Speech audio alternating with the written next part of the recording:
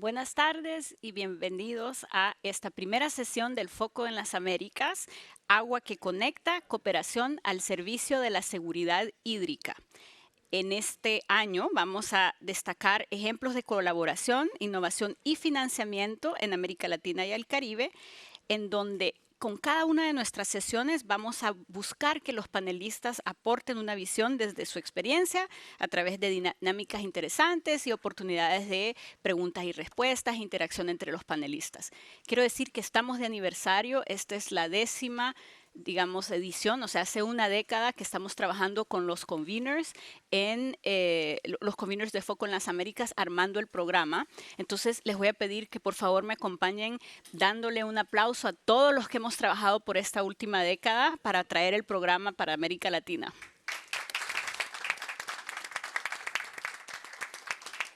Muchísimas gracias. Eso también era para darme cuenta si están despiertos o no, así que vamos bien.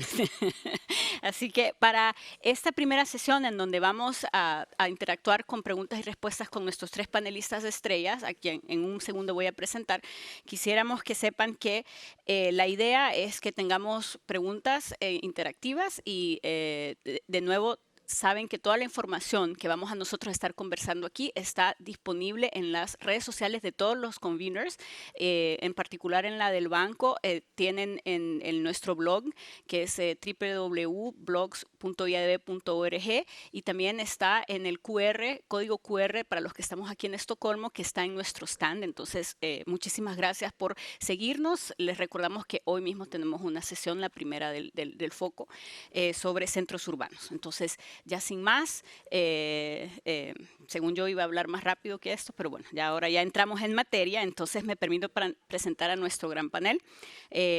Voy a empezar por, digámoslo así, 2 veteranos de las tablas de SIUI, que son Carlos Esteves, quien es exdirector general de Aguas del Ministerio en Chile, y también el señor Carlos Hurtado, que es gerente de Desarrollo Sostenible de la Fundación FEMSA, y a una persona que nos acompaña por primera vez y que estamos muy contentos de tener con nosotros, Emma Orejudo, que es la jefa del departamento del Fondo de Cooperación para Agua y Saneamiento de la Agencia de Cooperación Española. Así que quisiera, ahora sí, no para saber si están despiertos, sino que genuinamente, no, antes también fue genuino, que le demos un aplauso por favor a nuestros panelistas. Bueno, yo soy Ana María Núñez, soy parte del equipo de agua y saneamiento del BID y siempre es un placer estar aquí con ustedes. Entonces, les recordamos de nuevo que esta sesión es parte del Foco en las Américas, en donde tenemos 4 ejes este año. La primera es ciudades, luego soluciones basadas en la naturaleza, ecosistemas compartidos o cuencas compartidas, que hace eco al tema de la semana del año pasado, y financiamiento climático. Entonces, sin más, vamos a pasar a la primera pregunta. La dinámica será, tendremos 2 rondas de preguntas y después habrá una pregunta común para los 3. Entonces, la primera pregunta es para Carlos. Carlos, muchísimas gracias por estar aquí con nosotros, como siempre. Y entonces, la primera pregunta es, ¿cómo están integrando las soluciones basadas en la naturaleza en las políticas públicas sobre la gestión del agua? Bueno, es un tema relativamente nuevo, y generalmente cuando me toca preguntar a quienes están llevando a cabo las gestiones basadas en naturaleza, soluciones basadas en naturaleza, eh, ¿cuál es la línea divisoria entre solución basada en naturaleza, les he preguntado, e infraestructura verde? No todo el mundo lo tiene claro. ¿Ah? Eh, cuando trabajas con un concepto nuevo es muy común que uno lo empiece a usar y lo repite, pero no siempre lo entiende. ¿Ah? Y entiendes como su identidad, su ADN, ¿no? De algún modo u otro se ha trabajado bastante en esta materia en Chile, pero no de una perspectiva incluida la planificación integrada con las demás instituciones y organismos. Entonces, yo diría que estamos recibiendo un startup. ¿Ah?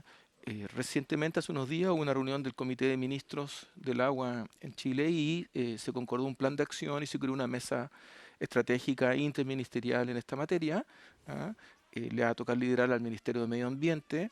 Nosotros somos una parte activa de ella, pero la lógica no es trabajar las soluciones basadas en naturaleza separadas de las otras soluciones, sino que es en la triada con la infraestructura gris y con la infraestructura verde, de manera tal de buscar soluciones en conjunto con el menor daño e impacto ambiental y con el menor daño e impacto a las generaciones venideras.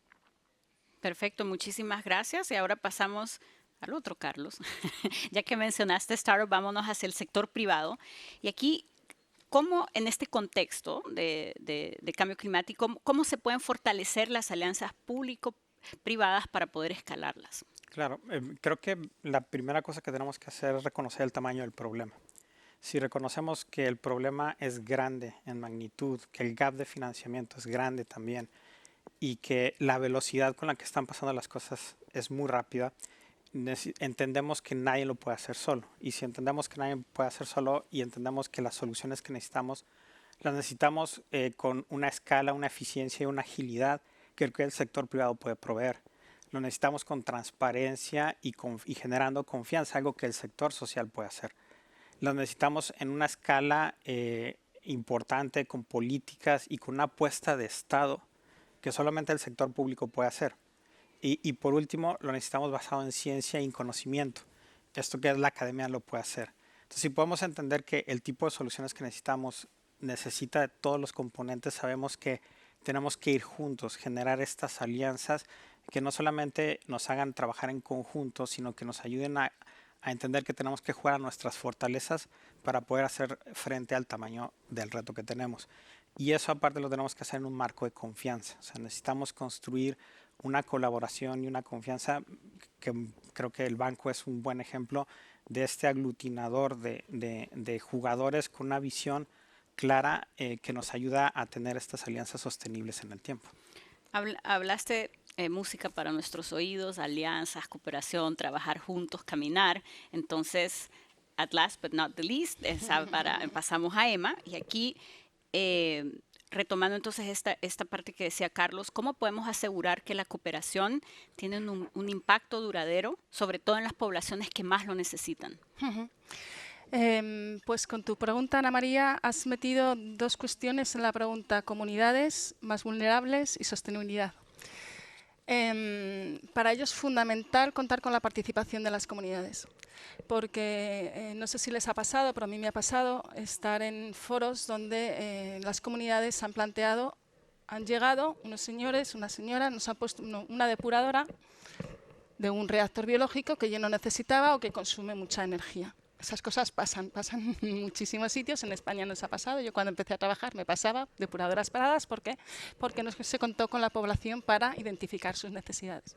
Entonces es fundamental cuando hacemos proyectos de cooperación o proyectos en general, infraestructuras fuera o dentro de la cooperación, es que identifiquemos realmente las necesidades y que contemos con la participación pública. Pero en todas las fases del proceso.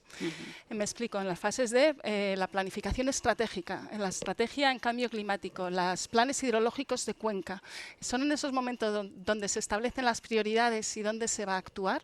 Por ejemplo, en la cooperación española, ¿cuáles son las necesidades de los países? Nosotros nos ponemos a disposición, pero son los países los que nos dicen estas son nuestras prioridades. ¿Y cómo se construyen estas prioridades? Contando con las comunidades. Entonces es fundamental en todo el proceso, desde la planificación, desde las estrategias y luego desde la propia ejecución de los proyectos. Una vez que se decide que se hace un proyecto en un determinado sitio, es fundamental empezar desde las fases más tempranas con la fase de socialización, involucrando a las personas con las soluciones. No poner la planta en un sitio a lo mejor que ellos saben que es un sitio que es inundable por la experiencia de los años, o a lo mejor en un sitio donde pues hay cosas que se nos escapan. Por eso es fundamental contar con las comunidades que estén en todos los procesos y además no solo en el proceso de construcción e implementación de las instalaciones, sino además capacitar a las propias comunidades para poder mantener esos sistemas, que hagan propios esos sistemas, que sean su depuradora, sus beneficios y que incluso si se puede fortalecer el empleo y la economía de la zona con esas infraestructuras, mejor que mejor, porque así se apropian de las infraestructuras, las cuidan, las mantienen y hacen que realmente el proyecto sea sostenible. O sea, la base de todo es la comunidad y la participación. De acuerdo. Música para nuestros oídos. No sé si alguno quisiera reaccionar a esta primera ronda que tuvimos. Bueno, yo coincido y creo que Lo que agregaría es que también lo necesitamos, esta conversación con las comunidades necesitamos hacerlo de manera sistemática, porque muchas veces algún proyecto sí lo tiene incorporado y otro no, y ese proceso no es sencillo. No es sencillo acercarse con la comunidad y poder establecer un diálogo de confianza y aparte, como dices, de entendimiento de realmente cuál es la necesidad y no cuál es la solución que yo quiero implementar. Porque muchas veces lo que necesitan no es lo que yo traigo, digamos, en el bolsillo. Entonces, ese proceso sí creemos que hay una necesidad y desde el sector privado creo que estamos empujando mucho para poderlo hacer de manera sistemática y que todos los proyectos puedan incluirlo. Sí, o sea, es un proceso que se va construyendo y que tiene varias fases, ¿no? Entonces, Y toma tiempo. sí, ¿Un exactamente. comentario? No, básicamente no olvidar de que el concepto de seguridad hídrica, eh, si bien uno pone el foco en garantizar el acceso a agua de calidad, disponible y sostenible para las personas, para la economía, para los ecosistemas, el concepto parte y se basa y se ancla en la capacidad de una sociedad para hacerlo. Claro. ¿Ah? Eh, y por tanto hay un elemento central en todas las distintas dimensiones que tiene que ver con la capacidad de definir como una mirada, una visión, una capacidad de entendimiento, de articulación, y eso se suele expresar en institucionalidad, en un marco regulatorio, etcétera. Y por experiencia, las leyes, los órdenes regulatorios pueden ser un obstáculo para el cambio social o un trampolín. ¿Ah? Y de eso depende. ¿Ah? Y creo que es un tema muy relevante en el que después podremos detenernos más y que es la experiencia de cómo hacer que el ámbito institucional y regulatorio se convierta en un aliado de esta transformación desde una perspectiva también público y privada, como decía Carlos. No, detengámonos ya mismo. Cuénteme, o sea, hablemos de esas reformas regulatorias que son clave justamente en este momento para fortalecer, digamos, el trabajo que podemos hacer en seguridad hídrica, desde el lado público, digamos. Bueno, no puedo decirle a los otros, pero puedo contar lo que hemos hecho y los desafíos que tenemos pendientes en esto. Estuvimos 10 años discutiendo y negociando en el Congreso una reforma al Código de Agua. ¿Ah? Para los mexicanos, a los que están presentes, este es un temazo ahí. ¿Ah? De estos 10 años, yo le dediqué 8 años de mi vida a esto. 4 años como director general de Aguas y luego 4 años representando a todos los senadores de oposición al gobierno que entonces estaba en esta discusión. Pero lo lindo y lo hermoso fue que después de todo este tiempo se votó por unanimidad. No hubo ningún diputado y ningún senador que votara en contra. ¿Ah? Implicó una transformación muy relevante. Porque hasta ese entonces, Chile, a diferencia de la gran mayoría de los hermanos de América Latina, el agua tenía un componente muy fuerte en lo privado. ¿Ah? En la gestión. Si bien el agua en su fuente natural se entendía como un bien nacional de uso público, una vez que era extraída, la utilización privada era libre, ¿no? Y esta reforma implicó cambios sustantivos en esto. O sea, el primer elemento es que nosotros no lo teníamos, si bien en el mundo urbano hay un 99,98% de las personas que tienen alcantarillado y tratamiento de agua servida y acceso al agua potable. En el mundo rural es más difícil esto, me atrevería a decir que hay aún un 50% que tiene dificultades de acceso, pero más allá de esto, el agua no era un derecho humano. ¿Ah? Y bueno, en casi todos los países de América Latina está a nivel constitucional, se puso en la legislación, pero lo más importante, más que solo consagrarla, hay varias disposiciones, unas 20 disposiciones que lo concretan, ¿ah? En cómo priorizarla, ¿ah? Por un lado. El segundo elemento, ahí está la función de subsistencia, que queda muy claro. El segundo elemento es la función ecosistémica del agua. ¿Ah? Y también se entregan muchos instrumentos para su defensa, ¿ah? Y para su aprovechamiento. Entonces, hasta hace poco se podía, porque esta reforma es del 2022, solo tú podías reservar agua para el futuro, para la función de consumo humano, para la función de subsistencia. Te permite ahora reservar agua para el futuro, para la función ecosistémica. ¿Ah? Y te permite además, inventa un nuevo título, como las licencias, que son los derechos de aprovechamiento de agua en Chile, hasta el momento eran para extraer aguas. Inventa un nuevo título que es para dejar el agua donde está, pero en la medida que seas capaz de utilizarla para turismo sustentable, un conjunto de elementos. Y el tercer eje, que fue a mi juicio muy relevante, es agregarle el apellido sostenibilidad a la función productiva. Es decir, usted puede ejercer su derecho, pero con condiciones. Si no lo ejerce y no cumple con estas condiciones, o hay sanciones o hay caducidad. Eso tampoco estaba. Entonces, ese primer cambio es hiper relevante.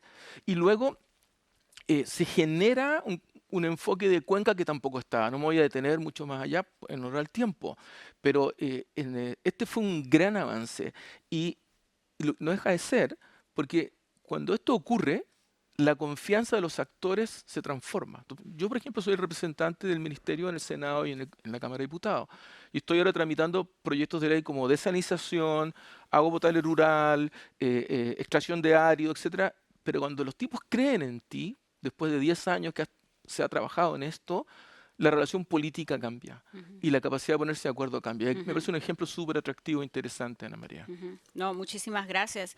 Y pasando, digamos, a esta parte de condiciones que son importantes o necesarias para crear esta sostenibilidad, ¿cuáles son, del lado del sector privado, cuáles serían esas condiciones necesarias para el ecosistema de innovación en América Latina pueda, digamos, funcionar frente al cambio climático? Claro, y aquí voy a tomar un poco lo que comenta Carlos, que creo que es importante para todos los procesos de este tipo, que es generar certidumbre. O sea, creo que hay un elemento que ayuda mucho al sector privado, que es generar certidumbre, y esa generación de certidumbre te permite desde una plataforma diferente hacer otro tipo de inversiones, y lo conecto un poco al tema del ecosistema de innovación.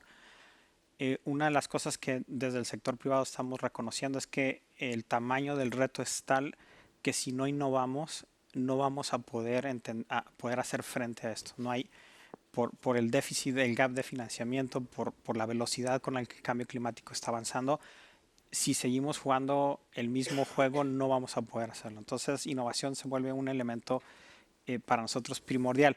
¿Qué condiciones tenemos que tener? Creo que hay una primera condición que vemos para los emprendedores y las startups y el tema de innovación, es visibilizarles el problema.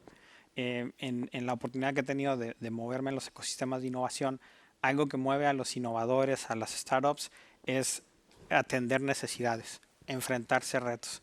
Y creo que en el sector agua nos sobran. Entonces, si les podemos visibilizar a los innovadores cuáles son los retos a los que tendrían que estar apostando y dónde hay oportunidades, creo que es una parte importante. Y la otra que creo que tanto el sector privado, las agencias de cooperación como el gobierno podemos hacer es fomentar un ecosistema de apoyo. O sea, creo que el ecosistema de apoyo técnico, financiamiento, modelos de negocio, atrae a startups a venirse a este ecosistema. A lo mejor yo tengo una solución, aquí hay apoyos, yo veo cómo puedo apoyar y cómo hacer mi solución. Y particularmente ahorita estamos en un momento tecnológico bien interesante, donde vale la pena empujar a otras tecnologías, a otros emprendimientos, a que vengan a ver los retos de resiliencia que tenemos y cómo los podemos ayudar a adaptarse a estos modelos de negocio. Entonces creo que podemos ahí jugar un rol interesante. Me gusta ese concepto de ecosistema de apoyo totalmente robable, así que bueno, pasando a justamente esos ecosistemas de apoyo. Emma, la última pregunta, y el tiempo se nos fue volando, siempre es un placer conversar con ustedes. Como vemos, el agua, más que un recurso vital, es también una posibilidad de colaboración. Emma, ¿qué mecanismos de financiamiento climático están siendo más efectivos en el ámbito de la cooperación bilateral, a tu juicio, para el Pues es una pregunta muy interesante porque, claro, más efectivos ¿en función de qué? Los problemas son muy distintos y tenemos muchos y tenemos muchas cosas que hacer. Entonces, esto yo haría una analogía con una caja de herramientas, que tenemos distintos instrumentos para según qué cosas. Tenemos muchos problemas, muchas cosas que solucionar y arreglar y sobre las que trabajar, que debemos ser capaces de identificar qué instrumentos tenemos para cada cosa. Así, por ejemplo, la cooperación española contribuye a organismos internacionales, por ejemplo, colaborando con el Fondo de Financiación de Adaptación del Protocolo de Kioto. también colaboramos con el Fondo de Pérdidas y Daños, colaboramos con organizaciones internacionales como el PNUD o ONU Habitat. También trabajamos a través de la cooperación europea, trabajamos en armonía con el Team Europe, identificando propuestas de actuación y trabajamos conjuntamente. Y también a nivel de cooperación española y a nivel de ACID tenemos otros instrumentos. Tenemos un fondo especializado en agua y saneamiento que fue creado hace más de 15 años, el FECAS, que lleva trabajando en América Latina y Caribe muchos años con mucha impacto en la región. Tenemos otros programas temáticos también pequeñitos, el PROTEC, que está centralizado en transición ecológica, o el Arauclima, también, que está centrado en cambio climático. Tenemos plataformas como Interconecta, que también es un programa que ayuda a compartir la experiencia entre distintos países y a fomentar el conocimiento y las capacidades. O también un programa que también es muy interesante es la cooperación Sur-Sur, que es sobre la que estamos apostando a través de cooperación triangular. ¿Y toda esta información está en la web de la ECID? Sí, está en la web de Cooperación Española, está en la web de la ECID, en la Unión Europea y bueno, ya formando parte ya de los distintos fondos. Por eso, ¿cuál es la mejor solución? O sea, están siendo todas soluciones muy efectivas, pero cada una en su papel. Porque, por ejemplo, me he dejado fuera la cooperación reembolsable, ¿vale? A través del FEDES, que lo que se hacen es financiar a países con condiciones especiales. Y estas acciones se hacen para hacer grandes infraestructuras y, por ejemplo, se complementan con los proyectos del FECAS, del Fondo de Cooperación de Agua y Saneamiento, que se focaliza más en los sectores rurales donde no son las inversiones tan atractivas. Entonces, así, complementando y los blending entre cooperación reembolsable, no reembolsable, Unión Europea y todos estos instrumentos, lo que hace es juntar las fuerzas y maximizar luego el impacto de nuestras actuaciones. Y ese es el mensaje, yo creo, de nuestro talk show de hoy, juntar fuerzas, ¿no? Claro. Entonces quisiera agradecerles, les pido al público un aplauso para los panelistas. Muchísimas gracias por habernos acompañado y les esperamos en la sesión del Foco en las Américas. Muchísimas gracias.